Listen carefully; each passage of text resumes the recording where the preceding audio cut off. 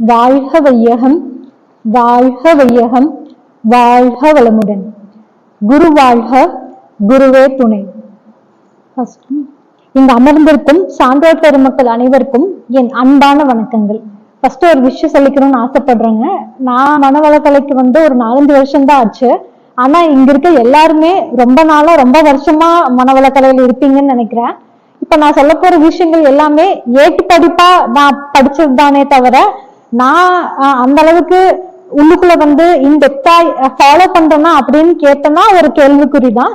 ஆனா அதை நான் கண்டிப்பா ஃபாலோ பண்ணணும். நான் ஒரு சில விஷயங்கள் ஃபாலோ பண்றேன், ஆனா இந்த அளவுக்கு எல்லாமே ஃபாலோ பண்றேன்னா அப்படின்னு கேட்டா அது தெரியல. பட் நான் அது எண்ணத்தை போட்டுக்கிட்டே தான் இருக்கேன். நம்ம அது ரெகுலரா ஃபாலோ பண்ண பயிற்சி ஆகட்டும், தவங்கள் ஆகட்டும். ஏன்னா பாப்பாவும் சின்ன பாப்பாவா இருக்கிறதுனால என்னால ஃபுல்லா 100% ஃபாலோ பண்ண முடியறது இல்லைங்க. ஏதோ எனக்கு மகேஸ்வரி அம்மா தான் என்னோட விஷன் பேராசிரியரா இருந்தாங்க. எனக்கு அவங்க எடுத்ததும் நான் படிச்சதும் வச்சு எனக்கு தெரிஞ்சதை நான் சொல்றேன். இங்க இருக்கவங்க எல்லாருமே மனவளக்கலை அன்பர்கள் தான். உங்க எல்லாத்துக்குமே வாழ்க்கையின் நோக்கம் பத்தி தெரிஞ்சிருக்கும். வாழ்க்கையின் நோக்கம் தான் என்னன்னு சொல்றீங்களா யாராச்சும்?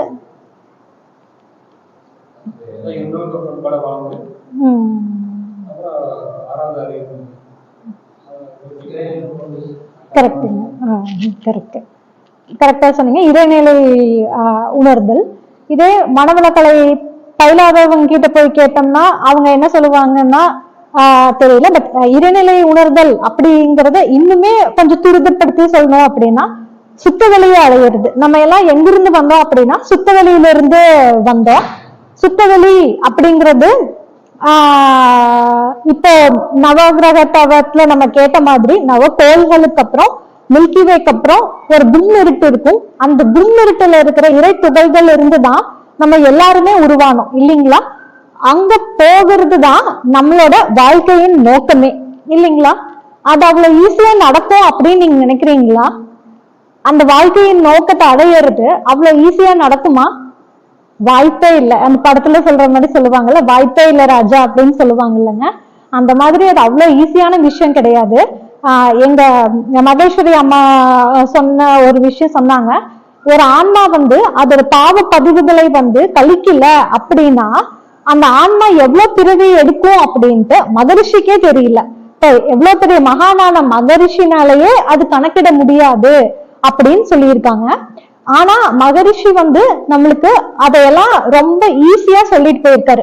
நம்ம அப்படி சுத்தவெளியை அடையணும் அப்படின்னா என்ன பண்ணணும் அப்படிங்கிறத ரொம்ப தெளிவா ரொம்ப ஈஸியா சொல்லிட்டு போயிருக்காரு. அதை நம்ம ஃபாலோ பண்ணா மட்டும் போதும். நம்ம ஃபாலோ பண்ணுவோமா அப்படிங்கறதான் பெரிய கேள்விக்குறி. அதுல நம்ம சுத்தவெளியை அடையறதுக்கு ரொம்ப முக்கியமான விஷயம், ரொம்ப அடிப்படையான விஷயம் என்னன்னு பார்த்தோம்னா உடற்பயிற்சி பண்றது, காயகல்பம் பண்றது, தவம் பண்றது, அகத்தாய்வு பண்றது இல்லைங்களா? இந்த 4 தான் நம்ம மனவளக்கலையோட முக்கியமான விஷயமே. மறுபடியும் இன்னொரு தடவை சொல்லிக்கிறேன். காயகல்பம் பண்றது, உடற்பயிற்சி பண்றது, தவம் பண்றது, அகத்தாய்வு பண்றது, இது இல்லைங்களா? இந்த 4 தான் கண்டிப்பா ரொம்ப முக்கியமான விஷயம் நம்ம வாழ்க்கையின் நோக்கத்தை அடையிறதுக்காக. இது எல்லாத்துக்குமே தெரியும். இதுக்கும் அப்பாற்பட்ட ஒரு சில விஷயங்கள் மகரிஷி சொல்லிட்டு போயிருக்காரு. இதெல்லாம் நம்ம பிராக்டிக்கலா பண்ணிட்டு இருக்கிறதுனால டெய்லியும் மன்றத்துக்கு வரோம், தவம் பண்றோம், உடற்பயிற்சி பண்றோம், காயகல்பம் பண்றோம், அகத்தாய்வு பண்றோம் அப்படிங்கிறதுனால சரி இதை பத்தி நம்ம பெருசா பேச வேண்டாம். கவர் பண்ணாத டாபிக்ஸ் ஒரு சிலது இருக்கும் இல்லைங்களா? அதை பத்தி பேசலாம் அப்படின்னு நான் இன்னைக்கு நினைச்சேன். அதுல 5 அளவு முறை அப்படின்னு நம்ம மகரிஷி சொல்லிட்டு போயிருக்காருங்க. அது 5 அளவு முறைனா என்னன்னா உணவு, உறக்கம், உழைப்பு, உடல் உறவு, எண்ணம். ஓகேங்களா? ஃபர்ஸ்ட் பார்த்தா உணவு. உணவுல எடுத்துக்கிட்டோம்னா 2 விதமான மக்கள் இருக்காங்க. ஒரு சிலவங்க பசிக்காக சாப்பிடுறவங்க, ஒரு சிலவங்க ருசிக்காக சாப்பிடுறவங்க. இந்த பசிக்காக சாப்பிடுறவங்களை எடுத்துட்டோம்னா ரொம்பவே ஆரோக்கியமா இருப்பாங்க, எந்த ஒரு நோய்களும் அவங்களுக்கு வராது இல்லைங்களா? செகண்ட் கேட்டகரி பார்த்தோம்னா ருசிக்காக சாப்பிடுறவங்க. அதுலயுமே ஒரு சிலவங்களை எடுத்துட்டோம்னா சரி ஓகே போதும், இந்த அளவுக்கு போதும் அப்படிங்கிற மாதிரி நினைச்சு விட்டுருவாங்க.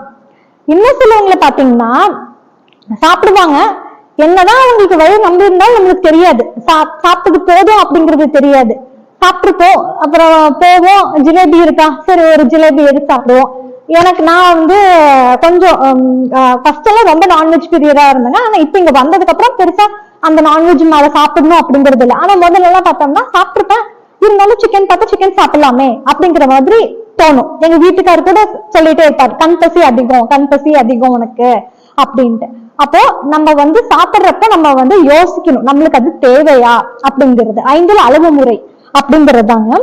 அப்புறம் இன்னொன்னு வந்து பசித்து புசி அப்படின்னு நம்ம முன்னோர்கள் சொல்லிட்டு போயிருக்காங்க இல்லைங்களா? அப்ப அதுக்கு என்ன அர்த்தம்னா பசிச்சா மட்டும்தான் சாப்பிடணும். அந்த வழக்கம் போய் இப்ப வந்து டைமுக்கு சாப்பிடுற பழக்கம் வந்துருச்சு.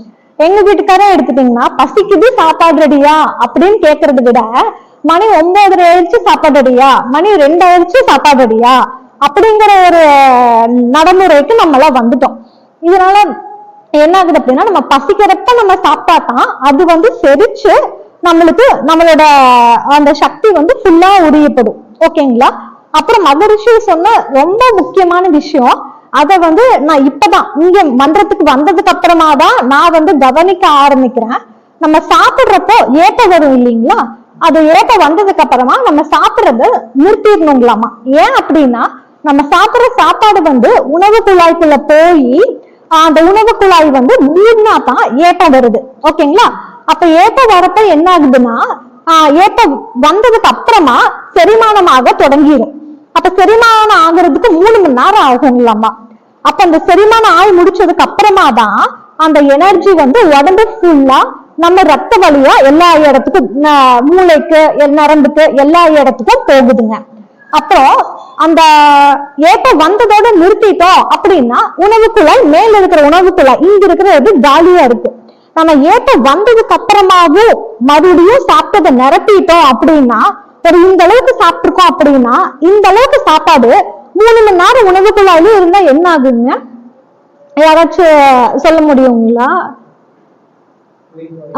புளிப்பாயிரும் இல்லைங்களா? கெட்டு போன மாதிரி, நொடிச்சு போன மாதிரி ஆயிருங்க.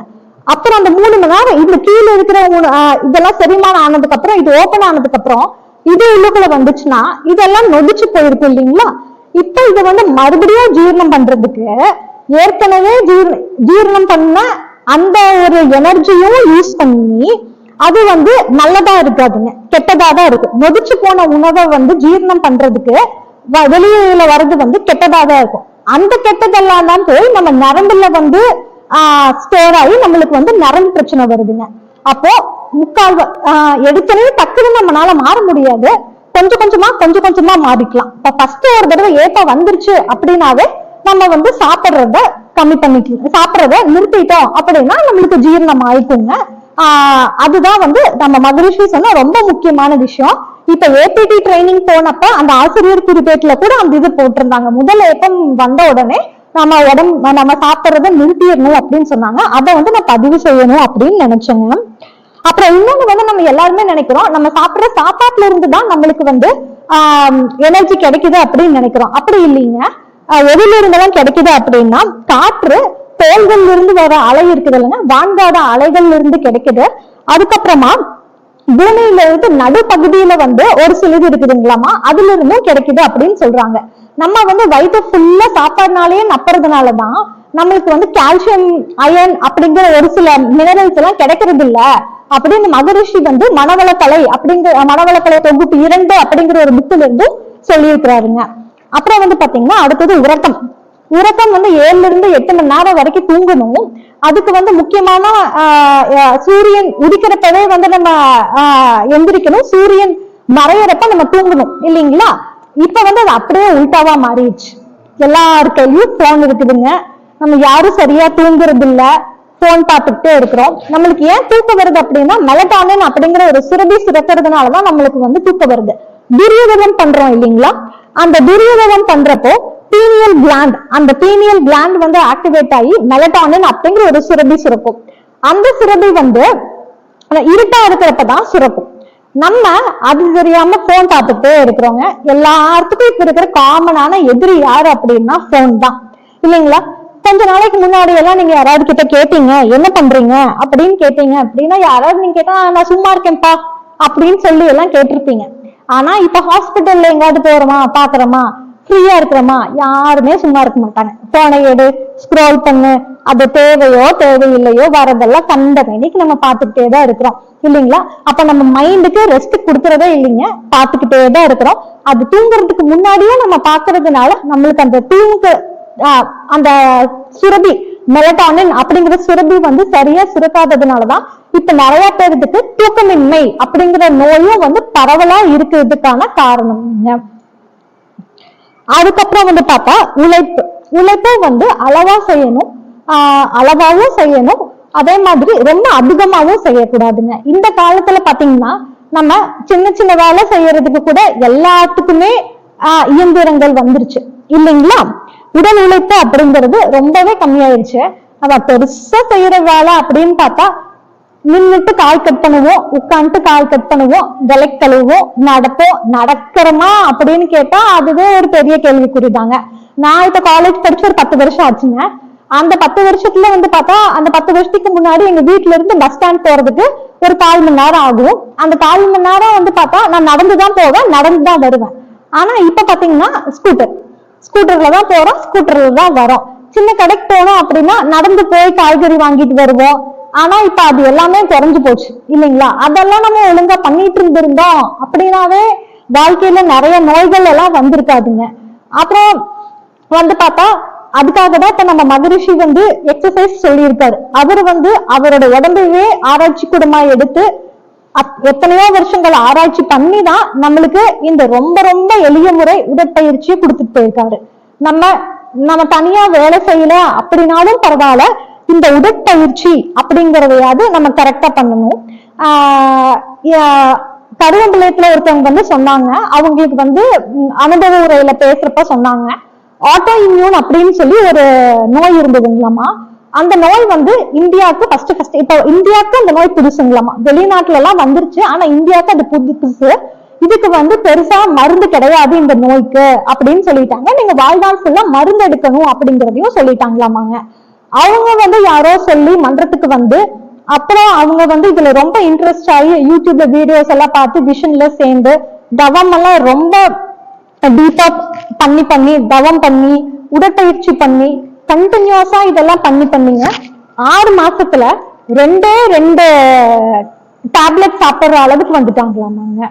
சோ மருந்தே இல்ல அப்படின்னு சொன்ன ஒரு நோய்க்கு நம்மளோட தவத்திலையும் நம்மளோட உடற்பயிற்சியிலையும் மருந்து இருக்குங்க. அப்புறம் இப்போ என்னையே ஒரு எக்ஸாம்பிளா எடுத்துக்கலாம். பாப்பாக்கு 4 வயசு ஆகுது. அவ வந்து பெருசா என்னை விட்டு கீழே இறங்க மாட்டாங்க. நானே தான் தூக்கிட்டு இருக்கணும், நானே தான் ஊட்டிட்டு இருக்கணும், அந்த மாதிரி அப்படியே இருந்ததுனால பாத்தீங்கன்னா இப்ப எனக்கு வந்து தோள்பட்ட வலி வந்துருச்சு. பிசியோதெரபிக்கெல்லாம் போயிட்டு வந்தா அப்பதைக்கு சரியாகுது. பெரிய வேலை எதுவும் செய்ய வேண்டாம். நான் விளக்கழுவினாலோ துணி முடிச்சாலோ எனக்கு வந்து இந்த கை இப்பவே பாத்தீங்கன்னா லைட்டா வீட்டு இருக்க மாதிரி தான் இருக்கும். இந்த இடமும் வீங்கிக்கும். எனக்கு வந்து கவலையா தான் இருக்கு. இப்ப என் பாப்பா 4 வயசு தான் ஆகுது. என்னோட காலம் எங்க இருக்கு? ஆனா நான் இப்பவே என்னால ஹாஸ்பிட்டல் போயிட்டே இருக்க முடியாது இல்லைங்களா? அப்ப எனக்கு என்ன தோணுதுன்னா, அப்ப நம்ம சீரியஸா கண்டிப்பா இந்த உடற்பயிற்சி எல்லாம் பண்ணா மட்டும்தான் நம்மளால இருக்க முடியும். அப்ப இந்த உடற்பயிற்சி வந்து ரொம்ப ரொம்ப முக்கியமா நம்ம பண்ண வேண்டிய விஷயமா நம்மளுக்கு இருக்குதுங்க. அப்ப உழைப்பு அப்படிங்கிறது கம்மியானதுனால உடற்பயிற்சி அப்படிங்கிறது நம்ம கண்டிப்பா பண்ணி ஆகணுங்க. அப்புறம் எண்ணம் அப்படிங்கிறது அவரவர் வாழ்க்கையின் சித்தி அவரவர் எண்ணங்களே அப்படின்னு நம்மளோட மகரிஷி சொல்லியிருக்காரு. இதுல வந்து பாத்தீங்கன்னா ரொம்ப ரொம்ப முக்கியமான விஷயம், நம்ம என்ன நினைக்கிறோமோ அதுதான் நம்மளோட வாழ்க்கை. எண்ணம் போல் வாழ்க்கை அப்படின்னு சொல்றாங்க இல்லைங்களா?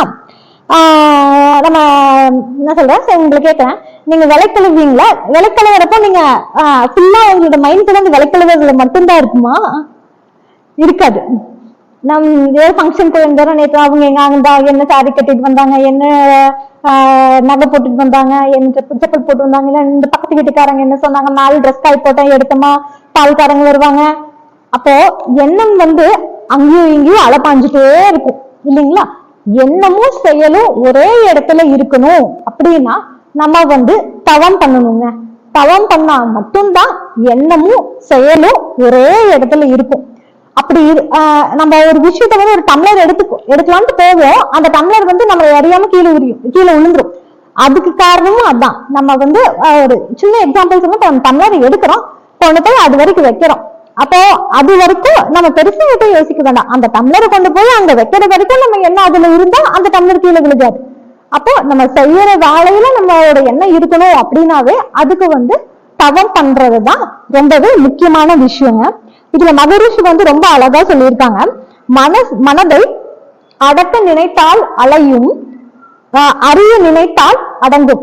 தவம் பண்றப்ப எனக்கெல்லாம் தவம் சித்தியாகுமான்னு கேட்டா அந்த அளவுக்கு தவம் வராது. இப்பதான் நான் என்ன கொஞ்சம் கொஞ்சமா பண்ணிட்டு இருக்கிறதுனால அந்த அளவுக்கு வராதுங்க. அப்ப வந்து என்ன சொல்லுவாங்க அப்படின்னா, இந்த தடவை ஏபிடிக்கு போறப்ப அந்த ஐயா பேரு நான் மறந்துட்டேன், அவரு சொன்னாரு, இப்பதானே நீ தவம் பண்ண வந்திருக்க, இந்த ஜென்மத்துலதானே நீ தவம் பண்றதுக்கு வந்திருக்க, உனக்கு இப்பவே தவம் கிடைக்குமா? கிடைக்காது. சார் அட்லீஸ்ட் உனக்கு தவம் பண்ணணும் அப்படிங்கிற விஷயமாவது தெரிஞ்சுட்டு இந்த ஜென்மத்துல நீ வந்து தவம் பண்றதுக்குன்னு உட்கார்ந்து இருக்கிறியே, அதுவே ஒரு புண்ணியம் தான் அப்படின்னு சொன்னாரு. அப்ப அது கேட்டதுக்கு அப்புறம் தான் எனக்கு சரி பரவாயில்ல, எத்தனையோ பேர் இதே தெரியாம இருக்காங்க, நம்ம சரி தவம் பண்ணலாம் அப்படிங்கிறதுக்காகவாது நம்ம தெரிஞ்சிருக்கு அப்படிங்கிற மாதிரி மனசுக்கு ஒரு சின்ன ஒரு நிம்மதியா இருந்ததுங்க. அந்த ஒரு சிலவங்களுக்கு பாத்தீங்கன்னா அந்த எண்ணம் வந்து வர்றதுக்கு நிறைய காரணங்கள் சொல்றாங்க மகரிஷி. தேவை, பழக்கம், பிறர் மன தூண்டுதல், அதனால எல்லாம் வரும் அப்படிங்கிற மாதிரி சொல்றாங்க. தேவையினால வர எண்ணங்கள் ரொம்ப பொதுவான எண்ணங்கள், பசினாலேயோ தாகத்தினாலேயோ அந்த மாதிரி எல்லாம் வர எண்ணங்கள். ஒரு சில எண்ணங்கள் வந்து பழக்கத்தினால வர எண்ணங்கள் இருக்குங்க. காலையில எந்திரிச்சோனையும் நியூஸ் பேப்பர் படிக்கணும் அப்படிங்கிறவங்க அப்படின்பாங்க. ஒரு சிலவங்களுக்கு காலையில எந்திரிச்சோனையும் காஃபி குடிச்சாதான் அந்த டேவே ஸ்டார்ட் ஆகும். ஒரு சிலவங்களுக்கு வந்து சாப்பிட்டோனையும் காஃபி குடிக்கணும் அப்படிங்கிறது இருக்குங்க. இது நல்ல பழக்கமா இருந்தா அவங்க அப்படியே எடுத்துக்கலாம். ஆனா இது தீய பழக்கமா இருந்தா அந்த பழக்கத்தை மாத்துறதுக்கு, நம்ம பழக்கத்தை வந்து மாத்துறதுக்கு ரொம்ப ரொம்ப மன வலிமை தேவை. அதுக்குள்ள நம்ம தவம் பண்ணா மட்டும்தான் நம்மனால அந்த மன வலிமை கிடைக்கும். இன்னும் வந்து எண்ணம் வந்து பிறர் மன தூண்டுதல் ஒண்ணு சொல்றாங்க. நம்ம சும்மா கடைக்கு போவோம், ஃப்ரெண்டு கூப்பிட்டுருப்பாங்க, யாராவது சும்மா வாங்க கம்பெனிக்கு போலாம், இல்ல கடை வீட்டுக்கு போயிட்டு வரலாம் வாங்க அப்படின்ட்டு. அங்க நம்மளுக்கு எதுவுமே வாங்கலாம்னு தோணாது. ஆனா அவங்க சொல்லுவாங்க இது நல்லாதான் இருக்கு வாங்குறீங்களா அப்படிம்பாங்க. அப்ப நம்ம என்ன நினைப்போம், சரி வாங்குவோமே. அப்போ நம்மளோட எண்ணத்தை விட பக்கத்துல வந்திருக்காங்கல்ல அவங்களோட எண்ணம் அதிகமான வலிமையா இருந்ததுனால நம்ம அதை வாங்கிட்டோம். நம்மளுக்கு அதை வாங்கணுங்கிற எண்ணம் இருந்துச்சா? இல்ல. நம்ம அதை வாங்கணுங்கிறதுக்காக போனோமா? போகல. ஆனா ஏன்? அப்ப நம்மளோட எண்ணத்தோட வலிமை எங்க கம்மியா இருந்தது, பக்கத்துல இருக்கவங்களோட எண்ணத்தோட வலிமை அதிகமா இருந்ததுனால அப்போ நம்ம அதை வாங்க வேண்டிய சூழ்நிலை வந்துச்சு. இன்னொரு எக்ஸாம்பிள் சொல்லணும்னா, ஒருத்தவங்க பல வண்டிக்காரங்க நின்றுட்டு இருப்பாங்க, அவரு காலையில இருந்து வியாபாரமே ஆயிருக்காது. அப்புறம் நம்ம வீட்டுல ஃப்ரூட்ஸ் நிறைய இருக்கும், நம்ம வாங்கணும்னு நினைச்சிருக்க மாட்டோம். ஆனா அவர் கூவி கூவி விற்பாரு, மாம்பழம் வேணுங்களா, மாம்பழம் மல்கோவா மாம்பழம் வேணுங்களா, வேணுங்களா, டேஸ்டா இருக்கு அப்படின்னு சொன்னா நம்ம டக்குன்னு என்ன தோணும், நம்மளோட எண்ணெய் டக்குன்னு மாம்பழத்துக்கு போயிடும், அதடா வாங்கலாமே அப்படின்னு சொல்லி நம்ம வாங்கிடுவோம். அப்போ அந்த இடத்துலயும் நம்மளுக்கு வாங்கலாம் அப்படிங்கிற எண்ணம் இருக்காது. இன்னும் நம்மளுக்கு வந்து ஃப்ரூட்ஸ் இருக்கு, நம்ம வீட்டுல வேண்டாம் அப்படின்னு தான் நினைச்சிட்டு போயிருப்போம். ஆனா அவங்க பக்கத்துல இருக்கவங்களோட தூண்டுதல்னால நம்ம ஒரு செயலை செஞ்சிருவோம். அதுதான் வந்து பிறர் மன தூண்டுதல். அப்ப இந்தந்த இடத்துல எல்லாம் மகரிஷி வந்து சொல்லியிருக்காரு, எண்ணத்தை ஆராய்ந்து செயல்பட வேண்டும். அது நம்மளுக்கு வேணுமா வேண்டாமா அப்படிங்கறத, அப்ப ஒரு எண்ணம் வருது அப்படின்னா அதை ஆராய்ஞ்சு நம்ம செயல்பட வேண்டும் அப்படின்னு சொல்லியிருக்காங்க. இது வந்து 5 அளவு முறை. ஓகேங்களா, இது நம்ம முடிஞ்சிருச்சு. அடுத்தது வந்து அறுகுண சீரமைப்பு. நம்ம கிட்ட இருக்கிற 6 குணங்களை நம்ம சீரமைச்சுட்டாதான் நம்மளோட வாழ்க்கையின் நோக்கத்தை அடைய முடியும். அது வந்து என்னன்னு பாத்தீங்கன்னா, பேராசை, சினம், முறையற்ற பால் கவர்ச்சி, உயர்வு தாழ்வு மனப்பான்மை, கடும் பற்று, வஞ்சம். நியாயமான ஆசை நிறைய இருக்கு, அதெல்லாம் ஓகேங்க. நம்ம குடும்பத்தை முன்னேற்றணும், அறிவுல வந்து முழுமையடையணும், அதெல்லாமே நியாயமான ஆசைகள் தான். ஆனா ஒரு சில ஆசைகள் தேவையில்லாத ஆசைகள் இருக்கு. இப்ப நான் சின்னதா இருக்கப்ப வருஷத்துக்கு எனக்கு 3 ட்ரெஸ் தான் எடுத்து கொடுப்பாங்க. தீபாவளிக்கு ஒரு ட்ரெஸ், பர்த்டேக்கு ஒரு ட்ரெஸ், அது ஆடி நோம்பிக்கு எப்பாச்சும் எடுத்தா எடுப்பாங்க, இல்லைன்னா இல்ல. ஆனா இப்பெல்லாம் அப்படிங்களா, நினைச்சா ட்ரெஸ் எடுக்கிறோம். அதே மாதிரி செப்பல் வருஷத்துக்கு ஒரே ஒரு செப்பல் தான், அதுவும் அந்த செப்பல் பிஞ்சு போனாதான் அடுத்த செப்பல் வாங்கி கொடுப்பாங்க. ஆனா இப்பங்க அப்படி இல்ல, நினைச்சா செப்பல் வாங்குறோம். எதுக்கு அத்தனை செப்பல் வாங்குறோம்னு தெரியாது. இப்பவே போய் பாருங்க, எதுக்கு நம்ம செப்பல் வாங்குறோம்னு தெரியாது, எதுக்கு ட்ரெஸ் வாங்குறோம்னு தெரியாது. கடைக்கு போறோமா, வேணுமா, அந்த பொருள் நம்ம வீட்டுல இருக்கா, அது தேவைப்படுதா, நம்ம கிட்ட வேணுமா, அதெல்லாம் இல்ல. கண்ணுல பாக்குறோம், வாங்குறோம். ஏன் எதுக்குன்னு யாருக்குமே தெரியறது இல்லைங்க. அப்போ இதெல்லாம் நம்ம யோசிச்சு செய்யணும். அப்புறம் இன்னொரு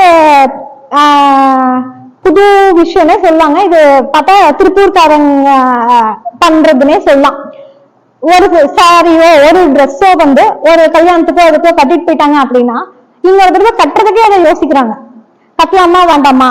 அப்போ ஒவ்வொரு தடவையும் புதுசு இருக்கணும். அப்ப இதெல்லாம் பார்த்தா பேராசை. இப்படிப்பட்ட பேராசை இருந்துச்சு, பொருள் கவர்ச்சி இருந்துச்சு அப்படின்னா கண்டிப்பா நம்ம வாழ்க்கையின் நோக்கத்தை அடையவே முடியாதுங்க.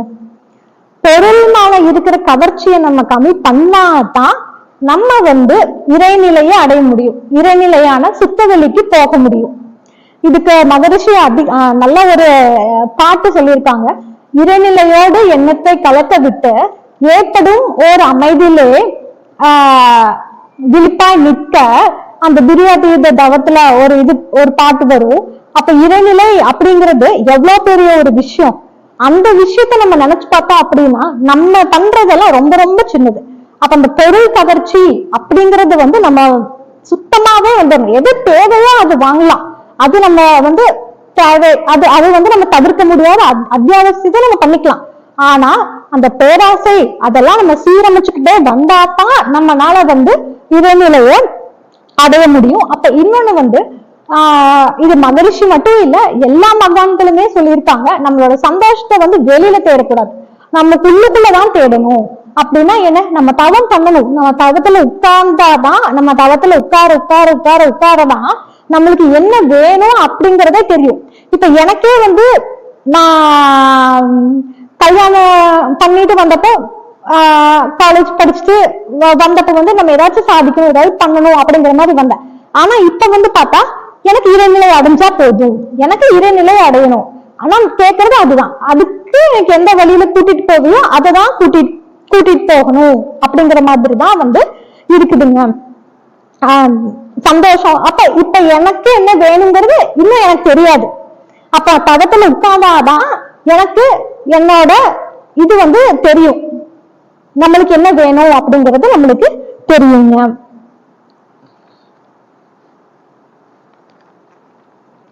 இதுல பேராசை அப்படின்னு பார்த்தா டாட்டாவையும் எடுத்துக்கலாம், அனில் அம்பானியும் எடுத்துக்கலாம். உங்களுக்கு ரத்தன் டாட்டா அப்படிங்கிறது எல்லாத்துக்குமே தெரியும். அனில் அம்பானி முகேஷ் அம்பானியும் தெரியுங்க. அனில் அம்பானியும் முகேஷ் அம்பானியும் அண்ணன் தம்பிங்க. முகேஷ் அம்பானி இன்னும் நல்லா தொழில் பண்ணிட்டு இருக்காரு. ஆனா அனில் அம்பானி பாத்தீங்கன்னா தேவையில்லாத பொருள்கள் வாங்கி ஆடம்பரத்துக்காக, மற்றவங்களுக்கு மத்தியில பெரியவங்கன்னு காமிச்சுக்கிறதுக்காக வாங்கி அது எங்காவது போனா தனியா அவருக்குன்னு இருக்கிற ஹெலிகாப்டர்ல தான் போவாரு, அவருக்குன்னு ஒரு இதுலதான் வருவாரு, படமெல்லாம் நிறைய எடுத்தாரு. அதுலலாம் அவரு வந்து முக்கியத்துவம் கொடுத்து அவரு வந்து தொழில நிறைய நட்டமாயி இப்ப அவர் மேல பல கோடி ரூபாய்க்கு கேஸ் இருக்குங்க. ஆனா முகேஷ் அம்பானி அப்படி கிடையாது, அவரோட தொழில கவனம் செலுத்தி இன்னும் அவர் வந்து சக்சஸ்ஃபுல்லா தான் இருக்காரு. அதே மாதிரி ரத்தன் டாட்டா பாத்தீங்கன்னா அவரு வந்து பெரிய அனில் அம்பானிங்களை விட அவர் பெரிய பணக்காரர் வந்து ரத்தன் டாட்டா. அவரோட சொத்துல நிறைய பங்க ஏழை எளிய மக்களுக்கு ஹெல்ப் பண்றதுக்காக தான் யூஸ் பண்ணிட்டு இருக்காரு ரத்தன் டாட்டா. அப்போ அதெல்லாம் வந்து நம்ம இறைநிலை அடையிறதுக்காக ஒரு வழியா நம்ம எடுத்துக்கலாம். இந்த இதுல நான் முக்கியமா சொல்றது என்னன்னா, பொருள் பற்றுன்னு ஒண்ணு இருக்கக்கூடாது, பொருள் கவர்ச்சி அது சுத்தமா இருக்கக்கூடாது. இன்னொன்னு வந்து மத்தவங்களுக்காக நம்ம இது வாங்கணும் அது வாங்கணும் அப்படிங்கிற ஒரு எண்ணமே நம்மளுக்கு இருக்கக்கூடாதுங்க. நம்மளுக்கு தேவைன்னா வாங்கிக்கலாம், ஆனா மத்தவங்களுக்காக வாங்கணும் அப்படிங்கிற ஒரு எண்ணம் இருக்கக்கூடாது. நம்மளுக்கு சந்தோஷம் அப்படின்னு ஒண்ணு வேணும் அப்படின்னா அது வந்து நம்மளுக்கு உள்ளதான் தெரிக்கணும். ஒருத்தவங்க நம்மளை பத்தி உயர்வா நினைச்சா நம்மளுக்கு அது சந்தோஷம் கிடையாது, ஒருத்தவங்க நம்மளை பத்தி தாழ்வா நினைச்சா அது நம்மளுக்கு கவலை கிடையாது. நம்மளோட சந்தோஷத்தை நமக்குள்ளதான் நம்ம தேடிக்கணும். அதுக்கு தவம் வந்து ரொம்ப ரொம்ப முக்கியமான ஒரு விஷயம். அப்புறம் கடன் பற்றுன்னு சொல்றாங்க, அதுவும் இதுக்கு கீழேதான், பொருள் பற்று கீழேதான் வரும். நம்ம வந்து எல்லாரும் ஓடுறோம், சம்பாதிக்கிறோம், எதுக்காக பண்றோம், குடும்பத்தை நடத்துறோம், எல்லாமே பண்றோம், இதெல்லாம் இயல்பா நடக்கிற விஷயம்தான். ஆனா இதெல்லாம் எனக்கு எனக்கு எனக்கு அந்த காலத்துல பாத்தீங்கன்னா அண்ணன் தம்பிகளா இருந்தாலும் சரி, பக்கத்து வீட்டுக்காரங்களா இருந்தாலும் சரி, பக்கத்து வீட்டுக்கார பசங்களையும் நம்ம பசங்களா சேர்த்து வளர்த்தாங்க. ஆனா இப்ப வந்து அந்த ஒரு பாசம், ஒரு பற்றுன்னு சொல்றதை விட அந்த ஒரு பாசம் அப்படிங்கறதெல்லாம் சுத்தமா போயிடுச்சுங்க. சொந்த அண்ணன் தம்பிங்களுக்குள்ளேயே யாரா இருந்தாலும் சொத்து சொத்து சொத்து அப்படிங்கிற ஒரு பற்று தான் இருக்கே தவிர அந்த பாசம் எல்லாம் இப்ப இல்ல. அப்போ எல்லாரும் அவங்க ஈற்ற ஒரு சொத்துல ஈற்ற ஒரு பொருளை வந்து 1% மக்களுக்கு செலவு பண்ணணும் அப்படின்னு தான் நம்ம மகரிஷி வந்து சொல்றாங்க. அடுத்தது வந்து பார்த்தா உயர்வு தாழ்வு மனப்பான்மை. இது வந்து நம்மளை விட பணக்காரங்களா, பொருளாதாரத்துல பணக்காரங்களா இருக்கிறவங்க நம்மளை விட உயர்ந்தவர்கள் அப்படின்னு நினைக்கிறதும் தப்பு. பொருளாதாரத்துல நம்மளை விட கீழே இருக்கவங்க நம்மளுக்கு தாழ்ந்தவர்கள் அப்படின்னு நினைக்கிறதும் தப்பு. இந்த ரெண்டுமே தப்பு. பிறப்புனால எல்லாருமே சமந்தான், பிறப்புக்கும் எல்லா உயிருக்கும் அப்படின்னு சொல்லி கனியன் பூங்குன்றனார் எப்பவோ சொல்லிட்டு போயிருக்காரு. சோ அப்ப ஏன் இத்தனை வேற்றுமை இருக்கு? எல்லாரும் ஒரே வேலையை செஞ்சா உலகம் நடக்குங்களா? நடக்காது. சமுதாயம் நடக்குங்களா? நடக்காது. அப்ப எல்லாரும் ஒவ்வொரு வேலையும் செய்யணும் அப்படிங்கிறதுக்காக வந்த இந்த வேற்றுமை தானே தவிர உயர்வு தாழ்வு அப்படிங்கிறது யாருக்குமே இல்லை. எல்லாருமே சமம். நம்ம மத்தவங்களை பாக்குறப்ப நம்மளை எப்படி பாக்குறோமோ அதே மாதிரிதான் மத்தவங்களையும் பார்க்கணும். அந்த ஒரு அன்பு அப்படிங்கிறது எல்லாத்துக்கிட்டையும் இருக்கணுங்க. நம்ம மத்தவங்களை ட்ரீட் பண்றப்ப அந்த ஒரு அன்பு அப்படிங்கிறது எல்லாத்துக்கிட்டையும் இருக்கணும். நான் உன்னையோட பெரியவன், நீ என்னையோட சின்னவன் அப்படிங்கிற ஒரு மைண்ட் செட் வந்து இருக்கவே கூடாது. சினம் தவிர்த்தல். இன்னும் அந்த அகத்தகம் அப்படிங்கிற ஒரு விஷயத்துல வந்து எண்ணம் ஆராய்தல், ஆசை சீரமைத்தல், சினம் தவிர்த்தல், கவலை ஒழித்தல், இந்த 4 விஷயத்த பத்தி மகரிஷி அடிக்கடி சொல்லுவாங்க. நம்ம வந்து இந்த அகத்தாய்வு நடத்திக்கிட்டே இருந்தாதான் நம்ம வந்து நம்மளை முன்னேற்றி நம்ம இறைநிலைய அடையணும். அப்படின்னா நம்மளைதான் நம்ம மாத்திக்கணும், மத்தவங்களை மாத்த முடியாது இல்லைங்களா? அப்ப நம்மளை மாத்திக்கிறதுக்காக தான் இந்த பயிற்சி எல்லாம் நம்ம பண்ணணும். அப்ப சினம் தவிர்த்து, சினம் ஏன் வருது? நம்ம ஒரு விஷயத்த எதிர்பார்க்கிறோம், அந்த மாதிரி அது நடக்கல அப்படிங்கிற பட்சத்துலதான் சினம் வருது. நீங்க ஒரு டீ குடிக்கணும், நல்லா ஒரு டீ குடிக்கணும் அப்படின்னா அந்த டீ டேஸ்டா இருக்கணும்னு நினைச்சா கரெக்ட். ஆனா அந்த டீ நீங்க எப்படி போடுவீங்களோ அதே மாதிரி பால் ஊத்தி, அதே மாதிரி தண்ணி ஊத்தி, அதே மாதிரி போடணும் அப்படின்னு நினைச்சா அது ரொம்ப ரொம்ப தப்பு இல்லைங்களா? அப்ப ஏன் நீ அப்படி பண்ணல அப்படிங்கிற இடத்துலதான் அந்த கோபம் இருக்கு. உங்களுக்கு ஒரு வேலை நடக்கணும் அப்படின்னா அந்த வேலை கரெக்டா நடந்தா போதும் அப்படிங்கிற பட்சத்துல அது ஓகே. ஆனா அதே மாதிரி நடக்கணும் அப்படிங்கிற பட்சத்துல வந்து நம்மளுக்கு சினம் அப்படிங்கிற ஒரு இது வருதுங்க.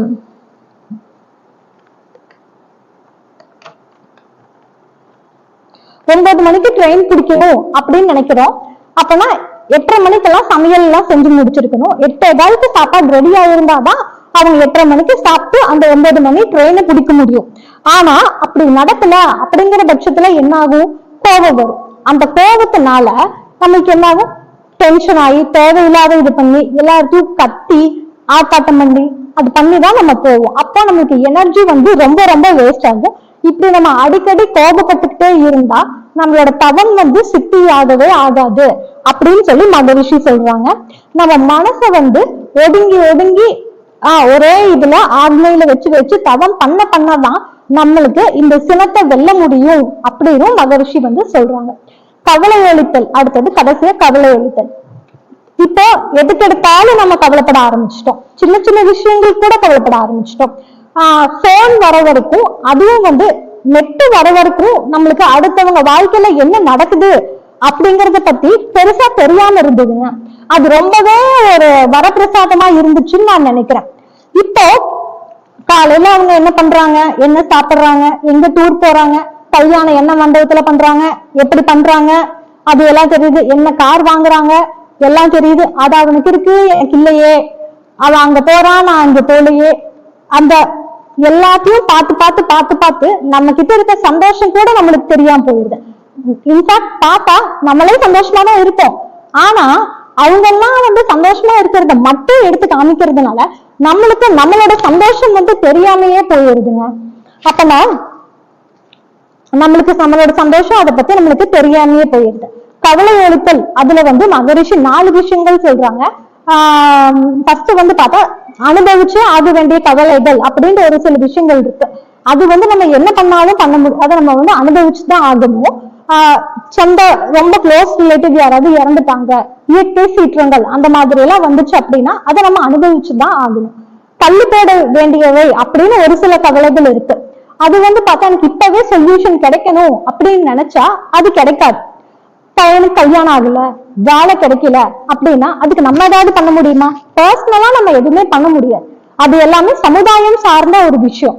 அப்படிங்கிறப்போ அதை வந்து அதனை போக்கிலேயே விட்டு அதுக்கான டைம் கொடுத்தா மட்டும்தான் நம்மளோட அதுக்கு சொல்யூஷன் கிடைக்கும். இப்பவே கிடைக்கணும்னு நினைச்சு கவலைப்படுறதுல அதுக்கு அர்த்தமே கிடையாது. அடுத்தது வந்து பாத்தீங்கன்னா அலட்சியப்படுத்த வேண்டிய கவலை. எப்பாவது யாராச்சும் நம்மளை வந்து குறை சொல்லிட்டே இருப்பாங்க, திட்டிகிட்டே இருப்பாங்க. அதை வந்து நம்ம மைண்டுக்குள்ள கொண்டு போனோம் அப்படின்னா அது நம்மளுக்கு தான் டென்ஷன். அதை வந்து நம்ம ஒரு கவலையாதான் எடுத்துக்க வேண்டியது இல்லை. அந்த கவலையை வந்து நம்ம அலட்சியப்படுத்திடணும் அப்படின்னு மகரிஷி சொல்றாங்க. அடுத்தது வந்து பாத்தீங்கன்னா இம்மீடியட்டா சொல்யூஷன் கண்டுபிடிக்க வேண்டிய கவலைகள். அது வந்து என்னென்னா சொத்து பிரச்சனை இருக்கு உங்களுக்கு அப்படின்னா அது கண்டிப்பா பண்ணியே ஆகணும். கடன் பிரச்சனை இருக்கு அப்படின்னா அது கண்டிப்பா பண்ணியே ஆகணும். ஏன்னா கடனுக்கு வட்டி மேல வட்டி ஏறி அது வந்து நம்மளுக்கு லாஸ் ஆகுறதுல போய் நிறுத்துறதை விட அதை கண்டிப்பா நம்ம அதை முடிச்சே ஆகணும். உடல் ரீதியான பிரச்சனைகள் இருக்கு அப்படின்னா அதையும் கண்டிப்பா தீர்த்தே ஆகணும். அப்போ டெய்லியும் நம்ம வந்து அகத்தாய்வு அப்படிங்கறத பண்ணணும். அகத்தாய்வு பண்ணாதான் நம்ம காலையில இருந்து நைட்டு வரைக்கும் நம்ம என்ன பண்ணியிருக்கோம் அப்படிங்கறதுல இந்த நாளையும் கொண்டு வந்துடணும். என்ன வாராய்தல், ஆசை சீரமைத்தல், சினம் தவிர்த்தல், கவலை ஒழித்தல். இதை கொண்டு வந்துட்டு எதனால நம்மளுக்கு வந்து இன்னைக்கு எந்தெந்த கேட்டகரியில வந்துச்சு அப்படிங்கறத யோசிச்சு பார்த்து நம்ம என்னென்ன தப்பு பண்ணோம் அப்படிங்கறத யோசிச்சு பார்த்து நாளுக்கு நாள் நம்மளே மேம்படுத்திக்கிட்டு வந்தாதான் நம்ம வந்து நேற்றை விட இன்னைக்கு ஓகே பெட்டரான பர்சனா மாற முடியும். அந்த மாதிரி நம்ம பண்ணிக்கிட்டே வந்தோம் அப்படின்னா நாளடைவுல நம்மளே வந்து ஒரு உயர்ந்த நிலைக்கு போகலாம். இந்த வாய்ப்பளித்த அனைவருக்கும் நன்றிகளை கூறுகிறேன். ஃபர்ஸ்ட் வந்து எனக்கு அடிப்படையான பயிற்சி கொடுத்த ஸ்ரீதேவி அம்மா கருவம்